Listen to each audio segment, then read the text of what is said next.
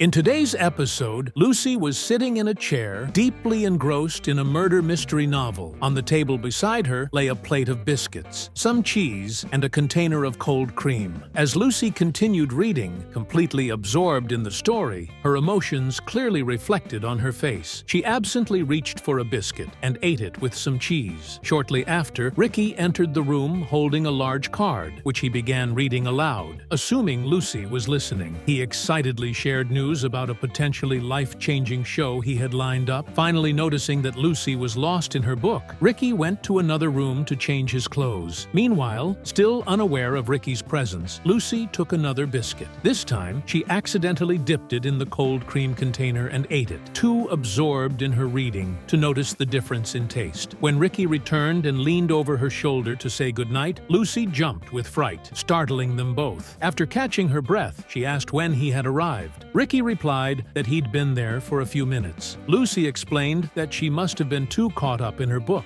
then began looking around for it. Ricky informed her that it had gone out the window. Lucy stood up and peered outside, saying she couldn't see anything. Ricky quipped that, of course she couldn't. It was dark outside, and bid her goodnight again. Still preoccupied, Lucy suggested that one of them needed to retrieve the book. When Ricky asked which one she had in mind, Lucy hinted at the biggest and strongest of them. Ricky told her to go ahead and find it herself, much to her disappointment. He reminded her that he was her husband, not a retriever. Lucy protested that she wouldn't be able to sleep without knowing the ending. Ricky spoiled it for her, claiming the husband killed his wife. Lucy objected, saying the husband had no reason to kill his wife. Ricky retorted he was married, a comment that further annoyed Lucy. Getting up, Ricky began spinning an elaborate tale about a hardworking husband who, upon returning home at 2 a.m., found his wife wouldn't let him sleep. The husband, Ricky continued, decided to solve this problem once and for all. He described the husband searching for a murder weapon, first considering a gun, too noisy, then a knife, before settling on a scarf. Ricky, now fully in character, explained how the husband would do the deed quietly and neatly. Lucy, taking his storytelling seriously, retreated under her blanket. As Ricky described the husband approaching the bed to complete his job, he noticed Lucy had fallen asleep and felt relieved that he could finally get some rest himself. However, Lucy woke up moments later, clearly troubled by his story. The next morning, Lucy entered the kitchen with her recovered but dirty book, which she cleaned before resuming her reading. Shortly after, Ethel greeted her through the window before coming inside, excited to share something she had learned. Lucy, still absorbed in her novel, didn't notice Ethel's presence until Ethel called out to her, causing Lucy to scream in surprise. When Ethel asked if she had scared her, Lucy sarcastically replied that she was getting ready to scream and throw the book out the window anyway. After apologizing, Ethel revealed that she had learned to tell the future with cards. Lucy, retrieving her book from outside, expressed skepticism. Ethel insisted that the cards never failed, having learned the technique just the previous night. Lucy returned, suggesting perhaps the cards could help her find her book. Ethel asked her to be serious, warning that the cards wouldn't work otherwise. Lucy sat down beside Ethel, affecting an air of mock seriousness. When Ethel consulted the cards, she suddenly put them down, claiming they didn't make sense. This piqued Lucy's curiosity, and she insisted on knowing what Ethel had seen, even grabbing the cards to force Ethel to continue the reading. Ethel explained that the Queen of Hearts represented Lucy, and next to it lay the Ace of Spades, the death card. Lucy's body shivered with fear as she threw the cards away. Ethel confirmed that the Ace of Spades next to one's card meant death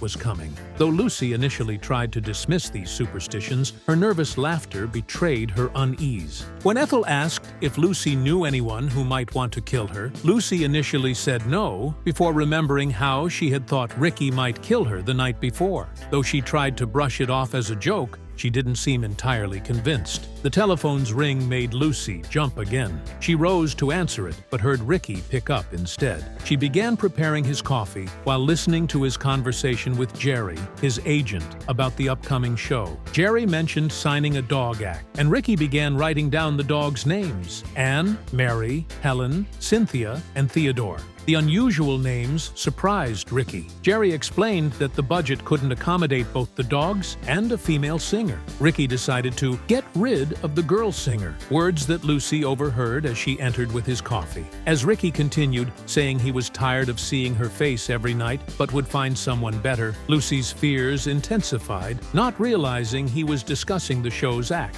The conversation turned to props, with Jerry asking about a fake prop gun. Ricky confirmed he had it in his drawer, further terrifying Lucy. After ending the call and noticing Lucy's presence, Ricky announced he would have breakfast out. Though he returned to give her a goodbye kiss, Lucy's obvious terror gave him pause, but he dismissed it and left, promising to return in a few hours. When Ricky came back for his forgotten wallet, Lucy thought he was retrieving the gun.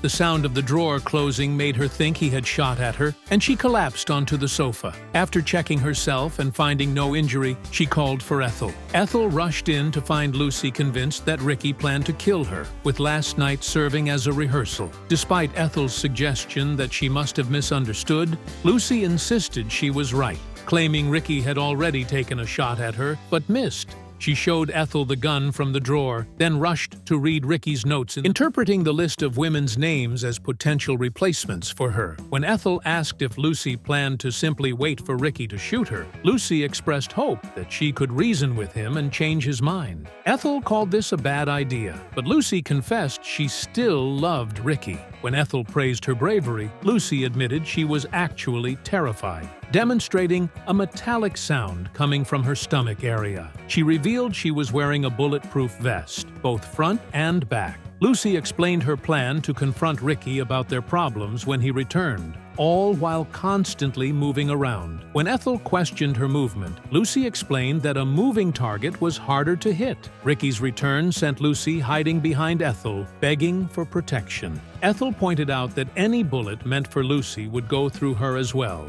and despite Lucy's plea about their friendship, Ethel refused to stay. When Ricky entered the kitchen, he found Lucy jumping and moving erratically. Exhausted, she finally sat down and told him to go ahead and shoot. Confused, Ricky approached to comfort her, but Lucy backed away, asking if he planned to strangle her instead. She fled to the living room with Ricky in pursuit, eventually locking herself in another room and hiding in a cabinet.